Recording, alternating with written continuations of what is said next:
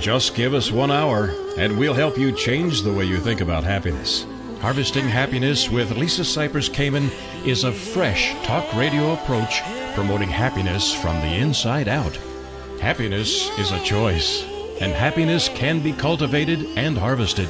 Each week, Lisa shines her light on well-being and global human flourishing by presenting a diverse and proactive collection of the greatest thinkers and doers who have devoted their lives to creating a better world in which to live. As a filmmaker, positive psychology coach, author, professor, and change agent specializing in the field of happiness, Lisa Cypers Kamen is widely recognized as an expert in the field. On the show, she also focuses on military families and service personnel returning with PTSD, traumatic brain injury, and other post-deployment civilian life reintegration issues. So, let's spend some time getting to the heart of the matter on Harvesting Happiness on TogiNet.com. And now, here's your host, Lisa Cypers Kamen. Good morning, good afternoon, and good evening, wherever you are. Welcome to Harvesting Happiness Talk Radio, where we explore the very serious business of happiness, sustainable well-being, and human flourishing. We are not talking about the annoying yellow smiley face. No, no, no. We are talking about something much deeper and critical to the success of humanity. Authentic happiness is not selfish, egotistical, or narcissistic. In fact, it is essential in order for humankind to thrive. Sustainable happiness is important because it not only elevates our own well-being locally, but also contributes to collective global flourishing. The achievement of a happy life is not only positively good for us, it is constructively good for those around us. In short, happiness matters. Happiness comes from the heart, and this show is all about the heart. Well, our guest today, our first guest, is a returning friend of Harvesting Happiness Talk Radio. His name is Dr. Mario Martinez. He's a clinical neuropsychologist who lectures worldwide on the impact of cultural beliefs on health and longevity. His unique approach bridges the fields of psychoneuroimmunology, cultural anthropology, and cultural neuroscience. In 1998, he developed his theory of biocognitive science based on research that demonstrates how thoughts and their biological expression co-emerge within a cultural history. Biocognitive theory integrates research in psychoneuroimmunology, neuroscience, and cultural anthropology to conceptualize and address the causes of health, the learning of illness, and the biocultural ingredients of longevity as integral bioinformational fields that cannot be reduced to their cognitive, biological, or cultural components. In other words, it's all integrated. It all forms one unified field that must be addressed if we're to talk about well-being on a mind, body, and emotional level. Dr. Martinez lives in Montevideo, Uruguay. He is the author of the novel The Man from Autumn and The Mind-Body Code, which is coming out any second. Good morning, Mario. Welcome back. Good morning. Thank you for having me back. Oh, my goodness. Happy to have you. And I probably should also share with our listeners that I have taken your basic training with great enthusiasm. And Yes. I loved it. Let's talk about biocognition and just break it down a little bit further for our listeners. Okay. Biocognition is a theory and practice that I developed in 1998 to bring together a few fields that were not communicating with each other. We pretty much know that the mind and the body communicate with each other, and that's very well established from psychoneuroimmunology and other sciences. But what's missing is what influences the mind, if the mind influences the body. And what I'm bringing in is culture. It's mind, body, in a cultural context. And culture is extremely important because we perceive culturally, we learn to see the world in a cultural way, and I'll explain that as we move along. So it's really mind, body, and culture bringing together psychoneuroimmunology, which studies how thoughts and emotions affect the immune, nervous, and endocrine system, bringing together cultural neuroscience, which looks at how the brain responds based on the cultural learning. And then the area of anthropology, especially very important cultural anthropology, which actually looks at how we construct our world based on the cultural beliefs that we create and that we use as premises to understand ourselves and others. I think this is what makes biocognition so unique, is it's bringing in the culture in which we were raised that affects the mind, body, and emotions. In other words, that somebody who has been raised, let's say, in a remote village in the Andes is going to require a different protocol to work with whatever issues that present than somebody who is living in Montevideo or Los Angeles. Exactly. Yes, and we have what I call cultural editors, which are people, authorities that are giving power. They're given the power in a context. For example, every culture has it, and one culture editor would be a doctor in a hospital, a teacher in a classroom, clergy in temple or church, parents at home, and those culture editors, we pay a lot of attention to them from the beginning, biologically and in every other way, because they were basically, in the beginning, they were extremely important for our existence. If your parents abandon you, you die when you're born. So we have a biological component that says there's something important about this person. And the first would be when you're hungry and you see the breast or you see a bottle, you don't know the words, but you see the symbols. And those symbols are assimilated biologically and cognitively, and then later you have a name for breast or the name for bottle or whatever, but those are important components that are built into the system, because it's hard to say, how can my thought affect my biology? Well, if you think of it after you're an adult, it's a lot more difficult to explain than if from day one you're born in a culture and you're born with the culture editors that shape your world. And then when something happens, when somebody says you're stupid, and we know now that when someone shames you, you are actually having an inflammatory reaction.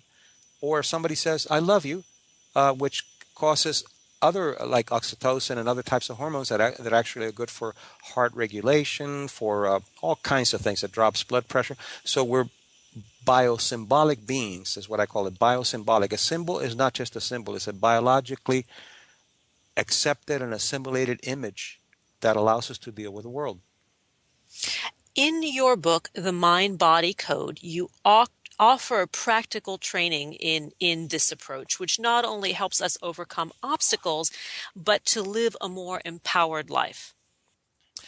What I've tried to do in the book is to not only come up with a revolutionary way of making change that lasts, but also paying attention to what people are looking for what the public is looking for.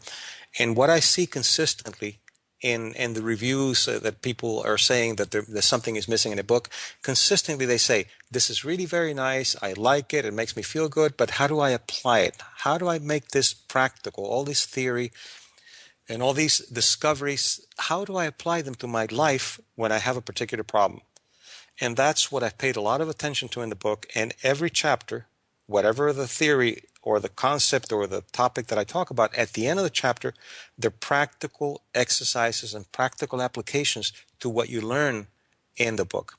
Otherwise, it sounds good and it feels good, but it doesn't really allow you to make sustainable change, which is really what I'm obsessed with. How can I help people change, but not only change, but maintain the change, whether it's losing weight or whether it's a relationship or whatever it is. So the book addresses that very clearly. And then there's one chapter that doesn't have any practical examples, because that chapter is specifically devoted to the evidence, the scientific evidence of the things that I'm talking about, because that's another thing that's important.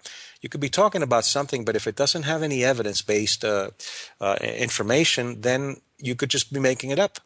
And it's not that we just have to rely on science all the time, because science only measures things that they can understand, but that you do have to have some kind of basis, maybe some biological basis or some existential basis of what you're talking about, so that you can have substance, so you can take it and run with it, rather than just take it and not knowing where to go. So I have poetics, which is a way of explaining it in a way that entices, but every once in a while I'll stop and I say, okay, enough poetics. Let me give you what you can do with this. And I think that's the value of the book. It took me 1.5 years to write it, so I could really take the time and be very sensitive to what I thought the needs of the public are. And when we talk about the body's operating instructions or the operational system, this includes how we interpret the world, how we gain our sense of self, how we define what we believe to be possible for ourselves and what is possible. Yes, because what we do is we create premises, and the reason I call it the mind-body code is that the brain has one way of coding information, but it's not like a computer. It's not a system that just processes information. It's not that. But the brain has a code to make things relevant or not relevant. And that code is simply repetition. Whatever you repeat and repeat and repeat, the brain interprets it as something important, either for preservation, conservation, or significant. So anything that you repeat becomes relevant and becomes important. And in fact, you develop more neuromaps and neurotransmitters in whatever you're repeating. That's the first part. Hence the adage, practice makes permanent. Yes, exactly. And imagine that you practice negativity and that you look at the world with the premise that the world is negative, people are negative, they're out to get me, and you become an expert at identifying negativity. Well, what are you doing? You're creating neuromaps, you're creating neurotransmitter pathways that are set up for you to identify negativity in the world. That's the code for the brain. The code for cognition is different. The code for cognition, although they're one, it's like the ocean and the waves, they have different characteristics, but they're inseparable. Well, what cognition does is whatever is repeated, cognition tries to make sense of it and tries to find evidence to confirm. So let's say, getting back to that example of the world is negative, and you repeat that and you become really good at selecting the negativity in the world. And when you find it, cognition says, okay, there's the evidence. The world is bad because I saw this and this and this. So 11,000 things happened that were good, and you pick up 2 things that were bad. And it's a confirmation of a premise rather than an objective reality that where other people could see something else. So it's important to understand that, because if just knowing that, you realize how you program yourself in a meaning way, not in a computational way, of looking at the world in one way or looking at it another. But as I'm going to need to jump in here, Dr. Martinez. Yeah. I'm going to need to jump in here because we do need to go to a break. But when we come back, we're going to carry on this important conversation with Dr. Mario Martinez. To learn more about the mind-body code and biocognition, please visit www.biocognitive.com, on Twitter at biocognitive1, and on Facebook, the mind-body code. Here come the tunes. We'll be right back. We know that life is tough and that happiness can and does live along with adversity. We'll be right back to explain how on Harvesting Happiness with Lisa Cypers Kamen on TogiNet.com. Like us on Facebook at Harvesting Happiness and on Twitter at HH Talk Radio. Lisa returns with more of Harvesting Happiness following this short break. Happiness is an inside job. Wear the message on t-shirts, baseball caps, sterling silver designer jewelry, and more. Please visit our online boutique at www.harvestinghappiness.com.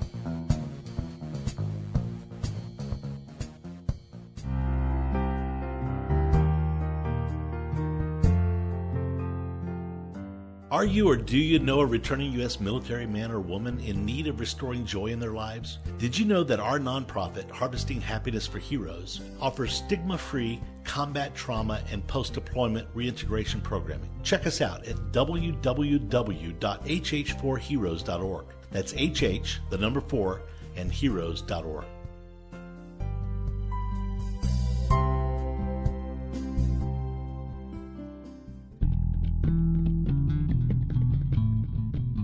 Nothing gives happiness like a free gift. Lisa Cypers Kamen has made her first ebook, Got Happiness Now? 8 Keys to Unlocking a Joyful Life, available at no cost to everyone.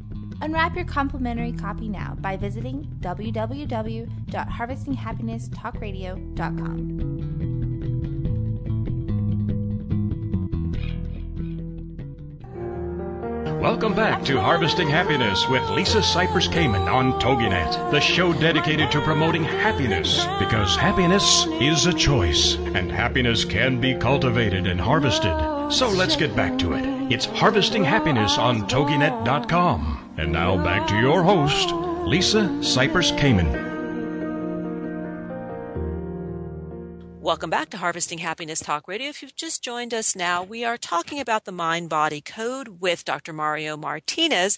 And prior to the break, we were talking about how practice makes permanent with biocognition, how where we focus our energy and attention is where we find ourselves in our realities. So, Dr. Martinez, let's talk a little bit about using biocognition and the mind-body code to structure change, whether it's physical or emotional change in our lives. Perhaps even using a couple of examples in the case of addiction or trauma recovery, or even managing obesity. Okay. Well, it's important, before I talk about that it's important to note that it's not an intellectual process. If it were, you could say to somebody, you're killing yourself with smoking or with cocaine, and the rational thing would be to say, okay, I'll stop. It doesn't work that way. Intellectual, it doesn't work. Reasoning doesn't work. It has to be embodied, and it has to be dealt with in a totally different way. So, for example, addictions. Addictions have nothing to do with drugs. Overweight or problems with eating disorders has nothing to do with food. They are distractions from something deeper. Distractions with the cocaine or with the food. Distractions from looking at things that need to be looked at that cause a tremendous amount of anxiety. And of course, if you've been addicted to something, you're going to have a biochemical addiction and you're going to have withdrawals and all that. But it doesn't start that way.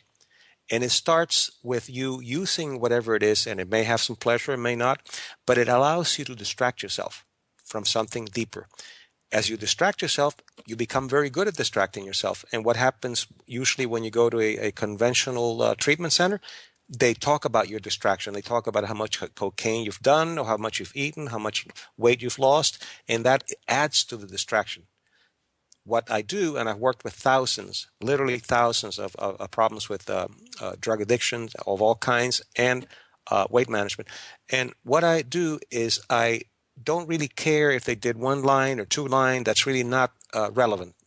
They know already what they're doing to their bodies. What I do is I teach them to identify what it is that happens when they don't do the distraction. So an example, let's use food. All right, food. What do I do with food? I teach people to love food. And the first thing they say is, well, I love food too much. No, you need food. You don't abuse what you love. You abuse what you need. So an example would be food becomes a distraction for anxiety, for boredom, for sexual interest, for social anxiety, anything. So food is no longer a nourishment. It's a distraction. So what do? You're going to eat. The first thing you do is you identify, what is it that if I don't eat right now, what am I going to feel? And you're going to feel some anxiety. And that anxiety that you feel, what is it? Is it anxiety because you're bored? Is it anxiety because you're worried about something? Is it anxiety because you're not eating? And what do you do with anxiety? You do a relaxation response, whatever that is, meditation or whatever, and then you let it go. Next time you realize that you don't eat and the signal says, I'm bored. So I'm going to eat because I'm bored. All right, so what do? Instead of eating, you go to something that brings novelty to your life, and so on. So the idea is to address the distraction, not what you're using to distract yourself. Mm-hmm. And it makes perfect sense that when you start to view what ails us, whether it's anxiety, depression, drugs, being extremely overweight, or even our traumas, let's say in the case of rape or war or these kinds of things, when we place our focus and attention on ways that we can make ourselves feel better in the presence, in the absence of these demons, if you will, and I'm putting air quotes around them as I speak, we begin slowly but surely to diffuse that response. This is what I hear you saying. Yes, as you learn that the problem is not the drug or the food, that what you're doing is you're distracting yourself from something else. You're distracting yourself from having to feel the anxiety or having to feel whatever it is, the fear. as you learn to identify, then you can use the tools for fear or tools for anxiety. But if you don't, then you'll be addressing the food. I'm going to eat less today, and I'm going to do better because I lost 2 pounds. Or I'm going to do better today because I only had 1 drink instead of 10 drinks. That's distracting yourself. It's like if you're driving a car and you see the oil light going on and you put gas. It doesn't work. You got to look at the oil, not the gas. So you have to identify the signal. And when you identify the signal, then you use the tools needed for the signal. It makes perfect sense. Let's talk a little bit about a couple of case studies that you can share with us. One case, this woman was morbidly obese. She weighed 320 pounds. And we started working. And before working on anything, of course, I don't work on losing weight because that's not what you do. But before working on anything, what I worked on was self-esteem. If you don't work on self-esteem first, any change that you make will be sabotaged because you're not worthy of the good things that can happen to you. So for several months, we just worked on building self-esteem. She had been sexually abused, which is frequently the case with some kind of obsessive or any behavior of excess. So we worked on that, and we worked on the archetypal wounds, and that, as you know from the training that you've had, that we can be wounded 3 ways with either in any culture, and I call them archetypal because I see them in every culture. You could be shamed, you could be abandoned, or you could be betrayed. In her case, she had been shamed repeatedly by her father, by the abuse, and so forth. We worked on that. As we worked on it and we began to address the issues, not intellectually, but experientially, I began to see that she began to use food less than she did before because she could identify that she was actually moving away from having to feel the pain of the wounds. Then when she got to that level of self-esteem that we could work on it, then we started working on, all right, how do we manage your life rather than your food? How do we manage your life? And as we did that, she never told me how much she weighed. She never told me how much she ate. In fact, I taught her how to love food and how to really, I gave her some really good recipes. So she became a pretty good chef in her own right. And as we were doing that indirectly, in an incidental way, she started losing the weight, and she had developed, quote, diabetes type 2, which went away. So that's an example of how you deal with it. Is it easy? No. And is it for everybody? No, because you first have to allow yourself to feel the good things that could happen in your life with training before you can do that. Some people are so committed to misery that they would rather die. Literally, they would rather die than have to confront, as you said, their demons. Well, what I hear you saying is that the previous operating system is becomes so ingrained that that's where the challenge really lies, is being willing to let go of that operating system and replace it with a newer one that is more self-honoring, that is more healthy, and that offers a greater opportunity. Yes, but it's, as you said, it's difficult because it's an operating system that has worked for quite a while. Even though you're in misery, you feel less anxiety and misery than in a discovery of something that could be joyful. So I'll give you an example. Let's say that you speak French, and every time, and that's all you can speak, French, and every time you speak French, you feel pain. Even though you feel pain, you're going to have to speak French because that's the only language you know. And then when somebody says, I'm going to teach you English, and with English you're not going to feel pain, it's not easy. You see the analogy. It's very difficult to go into something new, even if it's good for you, because you don't have the tools. You're comfortable with the other, even though you're in misery. So even though you in the example, you have pain with French, as you're learning English, and it's not so much pain, you keep reverting back because that's what you know. Indeed. And it's the devil you do versus the devil you don't know. And that the suffering has become so familiar that it can be challenging to imagine life without it. Who would you be without that suffering? Exactly. And I take away a lot of those pathological labels of the person is doing this because they're masochistic. It's not that at all. It's just an inefficiency, ineffectiveness in a particular area. And the person needs tools. You could be an Einstein, and you try to hammer something with a with a screwdriver, and it's not going to work. It doesn't matter how intelligent you are. What matters is, are you using the right tools for the right challenge? Indeed. Let's talk about aging consciousness, because you work quite a bit with centenarians, or have in the past.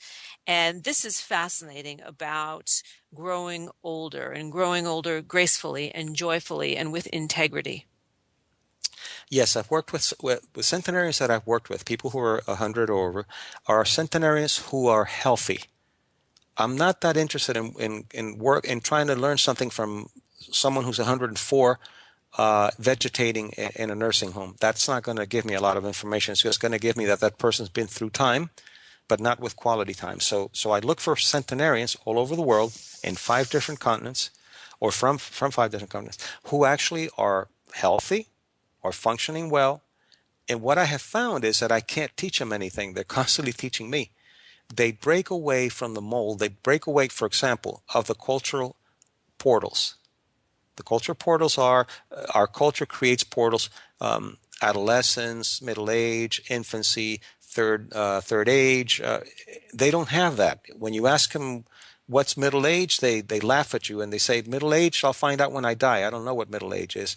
And when they ask them, are you worried because now you're older and you can't do things? And they'll say, what do you mean I can't do things? I just went back to college, or I have a new garden. So they are the rebels in a very healthy way. They break away from the portals that culture creates, and that's mostly what ages people. Aging and growing older are different. Growing older, all it takes is time. Aging is what you do with that time, based on the cultural premises that you live, based on the belief system that you have, because you'll give it attributions based on the culture. And we know that we can't believe everything that we think, that because the mind is such a busy place, that if we really give credence to every single thought or even emotion that comes up on our radar, we stay stuck. Of course. And the important thing to remember is that whatever thoughts we have are from an operational consciousness that was trained by cultural premises. We're very tribal. We learn in our tribes, and the thoughts we have are thoughts based on what we were taught. Even perceptually, if anyone's taken a high school course in psychology or an introductory course in college, they talked about these optical illusions, the Mueller-Lear optical illusion, where you see 2 lines, one on top of the other, they're parallel, and they're exactly the same length, but one of them has arrows going in, and the other one has arrows going out, or the tails and the head of the arrows. Consistently, no matter how much you try, the one with the arrows out will look longer than the other one. And they thought, okay, there we go. See, perception doesn't have anything to do with culture. We have certain things that are immutable. Well, that's true in the Western culture. You go to a tribe in Africa, in the Kalahari desert, and these people, when you ask them which line is longer, they say they're both the same, because they learned the horizontality from the desert. They learned a different way of perceiving that doesn't allow them to have, or doesn't create the illusion that we have in other cultures. So everything is cultural. We have about 20 to 30 reflexes. Everything is culturally learned. Everything else. We are going to need to wrap up. We are out of time, and I would urge our listeners to change their perspective by visiting www.biocognitive.com. Once again, that's biocognitive.com. On Twitter at biocognitive1, and on Facebook, The Mind Body Code. Once again, the book is The Mind Body Code, and the author is Dr. Mario Martinez. Thanks for joining us, Mario. Love having you back. Thank you, Lisa. My pleasure, and congratulations on the work you do. Thank you. Have a great day, and come back and see us next week. We know that life is tough and that happiness can and does live along with adversity. We'll be right back to explain how on Harvesting Happiness with Lisa Cypers Kamen on TogiNet.com. Like us on Facebook at Harvesting Happiness and on Twitter at HH Talk Radio. Lisa returns with more of Harvesting Happiness following this short break. Nothing gives happiness like a free gift. Lisa Cypers Kamen has made her first ebook, Got Happiness Now? 8 Keys to Unlocking a Joyful Life, available at no cost to everyone.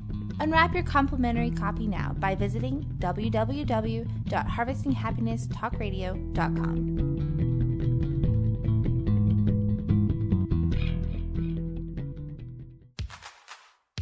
Like what you hear on Harvesting Happiness Talk Radio? Subscribe to us on iTunes and get your weekly dose of joy downloaded free and easily to your computer or portable device. That's Harvesting Happiness Talk Radio on iTunes.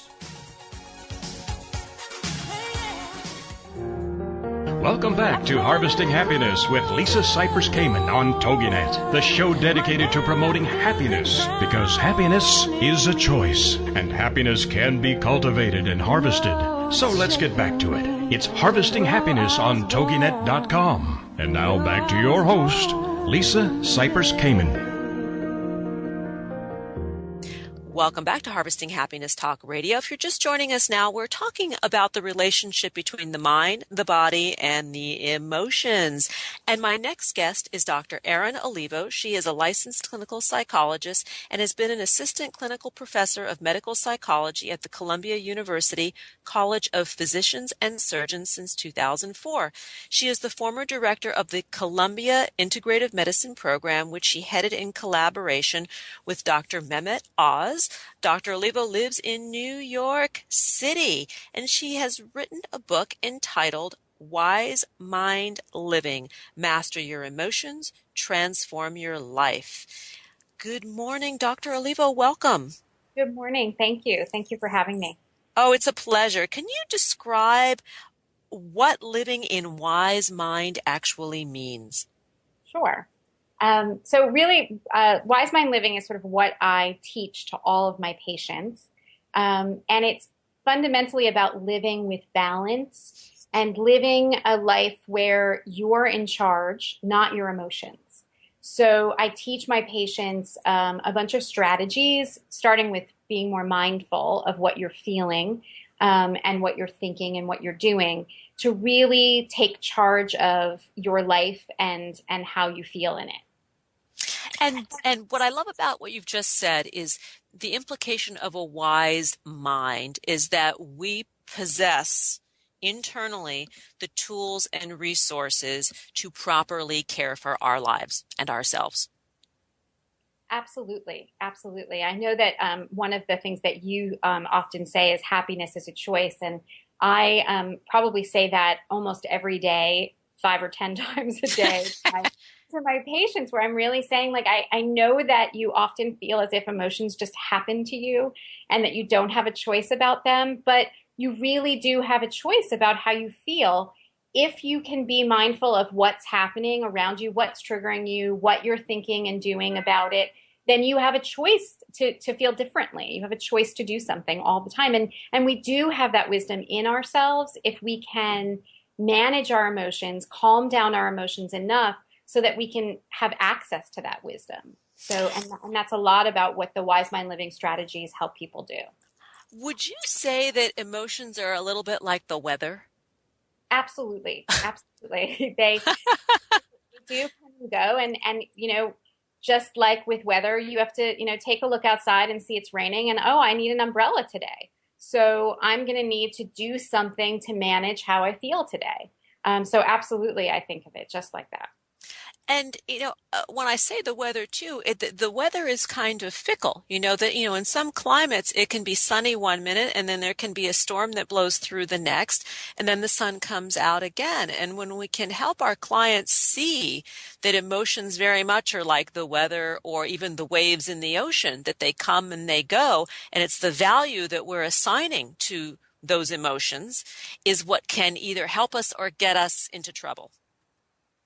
Absolutely. And I think that, you know, another sort of way that metaphor works really well is sort of this idea of, I would never say that I am the weather, but a lot of people sort of really decide that because they feel something, then they are that, and that it's solid and it's not transient or changeable or dynamic, right? And that really, I am not my emotion. I am experiencing this emotion at this moment and therefore have the agency to be able to do something about it, right? So it is something that I can view as an object, and that's really where mindfulness comes in, of being more mindful and viewing our emotions as they rise and fall and come and go and sometimes come out of the blue for us.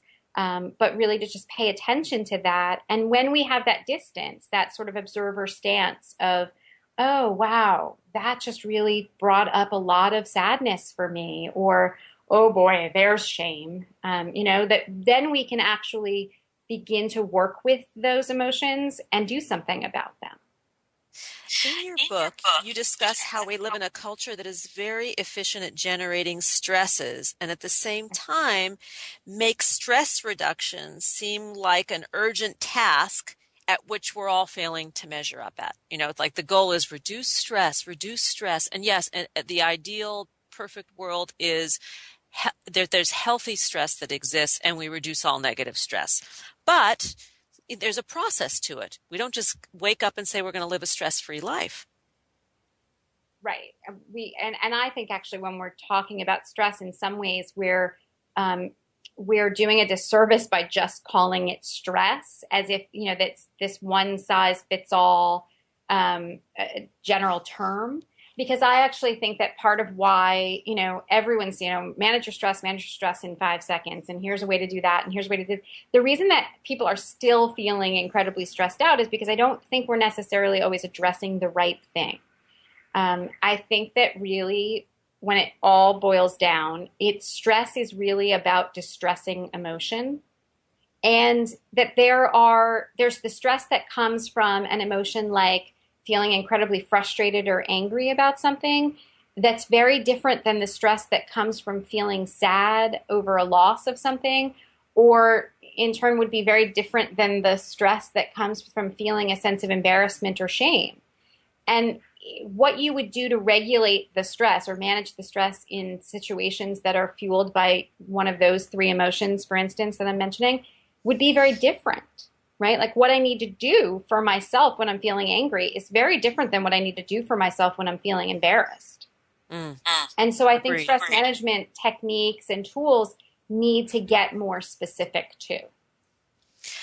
And let's talk for a sec about the perspective on our stresses as well, because that plays into mindfulness and the wise mind that you're speaking of, that, when we can learn to have a healthier perspective, or maybe change the lens the color of the lens through which we're viewing our emotions, not only does it help us feel better, but it pulls the control back into our dominion, which part of what we're upset about is feeling out of control by those emotions. Right. And I think, you're starting to touch on one aspect of what I help a lot of my patients do, which is become aware of what your perspective is, become aware of what interpretations you're making about what's happening in your life, about the stressors that are happening, and really take a look and see if there might be ways that you're filtering those interpretations through your mood or through your emotion that are making them seem bigger, harder to handle, that are biased in some way, right? And can you then start to challenge those emotion biases? So what I call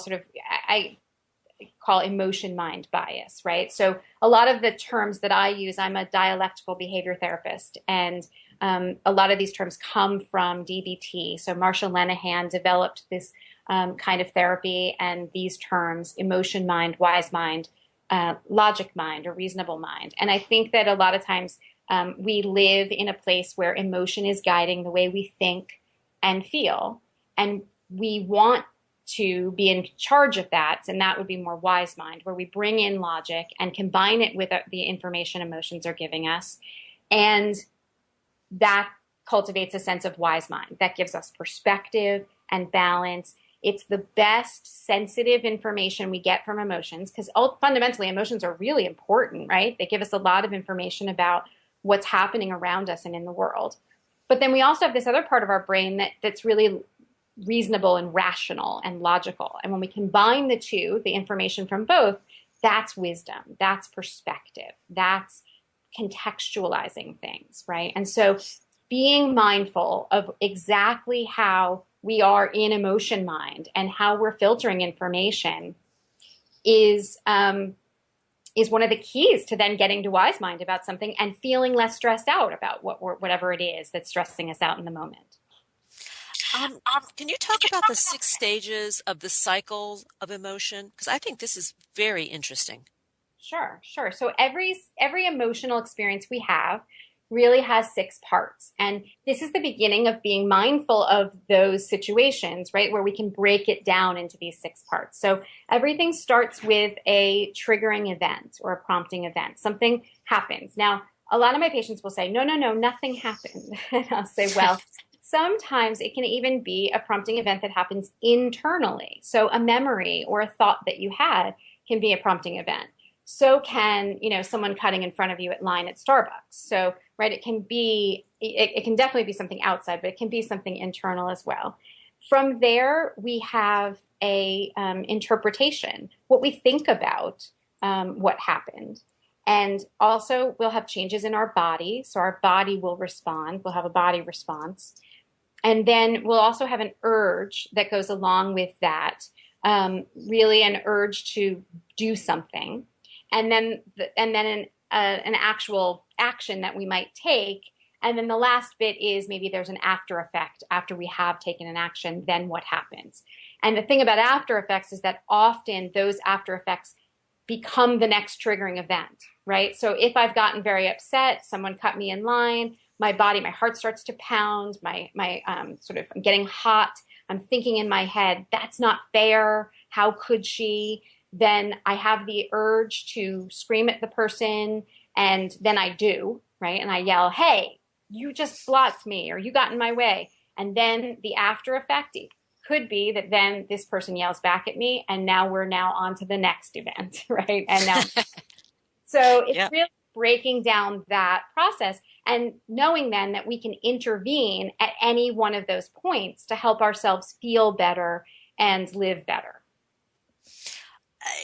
I love what you've just described, and it makes me think of a colleague of mine who puts the world in perspective by first world problems or third world problems. Like, what are you experiencing? A third world problem is, do you have enough food on your table? A first world problem is that person cut you off in traffic and pissed you off. And that can change one's perspective and emotion very, very quickly by asking that question. Absolutely. And I think that, there's a bunch of questions that I regularly ask my patients to ask themselves. Things like, how dangerous is this really? Right? Because a lot of times, especially if it's a fear response, it's because we're somehow experiencing the world as dangerous. But are you actually in danger in this moment? Like, if you don't get your coffee in the next 5 minutes, is that really dangerous? Right? Or, is it something really dangerous? Like, I feel like my trust is being broken by this person, and that feels dangerous to me. So sometimes the answer is yes, and then we regulate from there. And other times the answer is no, and that quickly helps regulate the emotion. I'm going to jump in for a second because we are in danger of the producer cutting us off as we go to break, and I don't want that to happen. You're listening to Harvesting Happiness Talk Radio, and my guest today is Dr. Erin Olivo, and she is the author of Wise Mind Living, Master Your Emotions, Transform Your Life, and you can find her at www.erinolivo.com, on Twitter at Dr. Erin Olivo, and on Facebook as well, Dr. Erin Olivo. Here come the tunes. We'll be right back. We know that life is tough and that happiness can and does live along with adversity. We'll be right back to explain how on Harvesting Happiness with Lisa Cypers Kamen on TogiNet.com. Like us on Facebook at Harvesting Happiness and on Twitter at HH Talk Radio. Lisa returns with more of Harvesting Happiness following this short break. Do you like Lisa's take on happiness, well-being, and human flourishing? Join us this spring as Harvesting Happiness launches online classroom programming where Lisa Cypers Kamen will offer her workshop series across the globe and from the comfort of wherever you are. Visit harvestinghappiness.com for more details.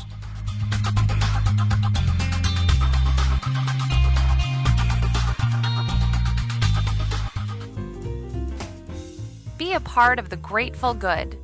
Grateful Nation brings together patients, families, friends, and staff of Beth Israel Deaconess Medical Center to support the quality care and groundbreaking research at the medical center.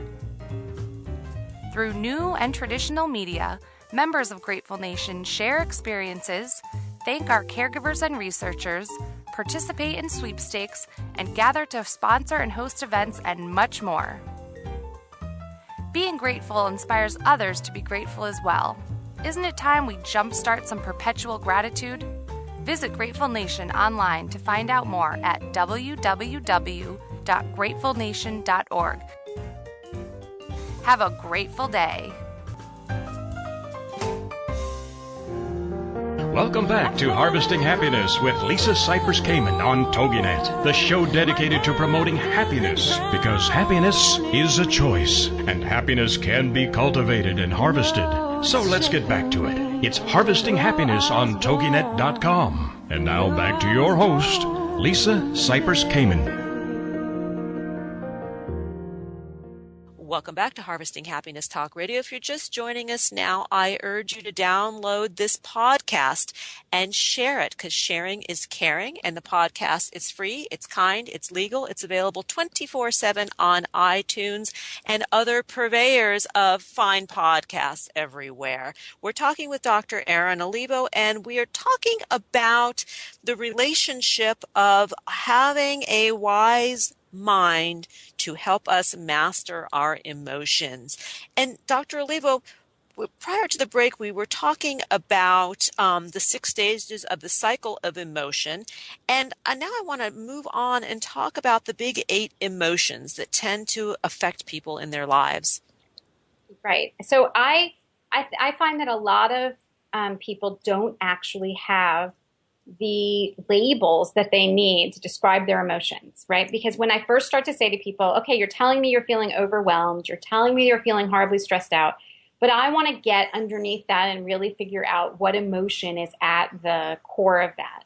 And then they just look at me blankly like, well, I don't know what you mean about that. So I have started teaching a lot of my patients about, and include in the book, information about what really boil down to the big 8 emotions that you need to understand. We all have a million words for a variety of emotions, right? In the English language, there's a million. But they all can be grouped together into families of emotions. And so the big 8 of families of emotions are fear, anger, sadness, shame, jealousy, disgust, love, and happiness. And so there are a million words you could use to describe even fear, let's say. So it could be that I'm a little worried, I'm anxious, I'm panicked, right? Those would all be different words we'd use, but they all sort of boil down to that emotion of fear. And you could go through each of them and find a whole bunch of different synonyms for that feeling. But what each of them tend to have in common is that we feel fear when we think that we're in danger. We feel anger when we feel as if a goal of ours has been blocked. Someone is taking advantage of us, or we're not going to get something that we need. We feel sadness when we have a sense of loss. We feel shame when we're worried that we might get kicked out of the group, whatever that tribe you belong to might be in that moment, that we think we might get kicked out for who we are or what we've done. Jealousy, we're afraid something important to us is going to be taken away. Disgust, we think something is sort of going to hurt us in some way, or we don't like it. And love, when we're feeling valued and respected, we feel love. And then when we're getting more of what we want, we feel happy. So we can sort of really start to boil it down to those things. And really, and I break it down in the book as well, each of those 6 steps of the cycle of emotion there are common themes that come up for each of these 8 categories of emotion that you can learn. So there are common, what I was just mentioning were the common interpretations. There's also common body responses, common urges that go along. For instance, the body urge that goes along with fear would be to hide or avoid the thing that you're afraid of. For anger, it would be to lash out. So there are common urges that we all have and actions that we want to take that are hardwired in with each of those emotions. So sometimes when people can't figure out exactly what emotion they're feeling, they do know what they're thinking or they do know what they want to do. So that's a clue to what you're feeling. And then that, again, is a clue to then where you can intervene to change how you're feeling in any one of those different categories. What I like about what you've just shared is it's very strategic. You know, you can teach someone to really look at these signs from almost a scientific perspective, which distances themselves from the hot zone of the emotion that is bringing the discomfort, to then react proactively and diffuse it. And I think that is spectacular, because it's a toolbox-based system, to feel what it is that you're feeling in your body and your mind, and then react in a way that is very scientific. Right. And it actually does. It creates sort of both emotional, what I would call emotional literacy, right? So it gives you the language and the vocabulary to start to understand emotions. But then it also then gives you an observer standpoint that you can use to begin to make a problem solve and make a choice about what you're going to do about it. So I actually ask my patients to complete what I call a wise mind review. So I'll ask them to pick a situation, especially something that might be really sort of triggering for them and recurring over time. And I'll ask them to sit down and actually write out what each of those 6 categories might be, so that they can look at it on paper and then begin to formulate a plan. So it is scientific in that regard. It's really observing what's happening for you and setting a plan. And then it's reaching into the toolbox. As it becomes required, you've got these very simple tools from what you're describing that help diffuse the situation. We're not teaching people how to celebrate the good stuff. Most of us know how to do that. Right, exactly. But we don't all have the skills that we need or the tools to be able to really manage when we are feeling really freaked out or really upset about something. And then the more you do it as a regular practice, like I'm saying, I have people do it writing down, it becomes more automatic that you reach for that tool and you can just do it in your mind in the moment, on the fly as you go. Let's talk about core beliefs, because what we believe in our heart of hearts, what we were raised with historically, that runs in the family or in the environments in which we live, can dictate how we handle our emotions. Absolutely. And, so thinking to the list of the categories of the cycle of emotion, interpretations is one, and that's an area that I work a lot with my patients on. But our interpretations in the moment of a particular trigger are very influenced by a filter that comes even before that moment, that really is sort of the way that we view, a sort of set way that we view ourselves, other people, and the world. And we call those in cognitive behavioral therapy core beliefs. So core beliefs are really sort of a lens that you look at the world through and you look at yourself and others through. So if you imagine, I usually give the example that if you imagine you have on a pair of blue tinted glasses, and someone presented you with a yellow banana, and you look at this and they say, tell me what color this is. Well, you're looking through blue lenses and it looks green.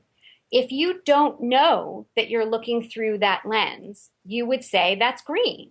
But if you absolutely already know you're looking through blue lenses, then you can say, well, it's looking green to me, but I know that it's actually yellow. And so this is the value that knowing about our core beliefs gives us to then being able to see how we might be biased in the way we're thinking about things. And so I think that it's really important for people to understand what some of those core beliefs might be. And so when I ask people to complete those Wise Mind reviews of things that are troubling to them, we also then over time look for themes of what we think a lot of these interpretations, what we think they mean about me, what I think they mean about other people in general, what I think it means about the world in general. And for the most part, you can see that problematic core beliefs that cause us some distressing emotion or make things feel harder, tend to fall into a bunch of different categories. I'd say the most problematic one I deal with a lot with my patients is what I would call the core belief of being worthless. So feeling not good enough, and that then coloring sort of how I would interpret a situation going on for me in my life. So if I usually give this little example of I'm walking down the street, I see my friend on the other side, I wave to her and she doesn't wave back. I get to interpret what just happened. And if I interpret that through a core belief of worthlessness, then I'm going to think, oh, she doesn't really care about me, or right. But if I'm not using that core belief, or if I know that that might be a lens I was using, I could say, oh, hold on a second. She might just not have seen me, right? And then that core belief doesn't get in the way in that way. So I think it's really important for people to sort of really start to examine and look at what are these biased ways that I look at the world, and can I start to change them, because it will help me feel better in the world. We are about out of time, and this has just flown by. You've given us such insight into the Wise Mind. I want to once again remind our listeners that the book is Wise Mind Living, Mastering Your Emotions, Transform Your Life, and the author is Dr. Erin Olivo. And to learn more, you can visit www.erinolivo.com, on Twitter at Dr. Erin Olivo, and on Facebook, Dr. Erin Olivo. This has been an awesome interview. Thank you, Dr. Olivo, for sharing your passion, your work. It's very useful tools to intervene in the busy domains of the mind, and what we often want to know but are afraid to ask, I think. Here are a few thoughts before we part. Happiness is not a destination. It cannot be bought, sold, or traded. Happiness will never invite you to the party. Happiness simply comes down to a choice to show up each and every day in the world with passion, purpose, place, and meaning. Thanks for joining us on Harvesting Happiness Talk Radio. This is Lisa Cypers Kamen, and my guests today, Dr. Erin Olivo and Dr. Mario Martinez, wishing you kind thoughts, kinder words, and the kindest of actions. Until next time, remember, happiness is an inside job. Happiness is your inside job. And I want to give a shout out to our producers at TogiNet and at the back end of Harvesting Happiness that make us shine each and every week. You guys are awesome. We love you and are grateful for you. Tune in next week when we carry on the conversation about happiness and why it is so gosh darn important. Have a great week. Thanks for joining us on Harvesting Happiness Talk Radio with Lisa Cypers Kamen. Join us every Wednesday morning live at 10 to 11 Central Time here on TogiNet Radio.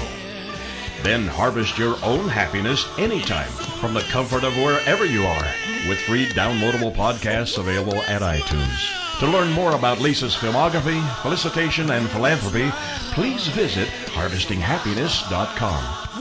Each week, Harvesting Happiness presents engaging trendsetters, exploring our world through science, art, medicine, media, music, philosophy, politics, and the human heart, whose perspectives on life are sure to inspire, provoke, and engage.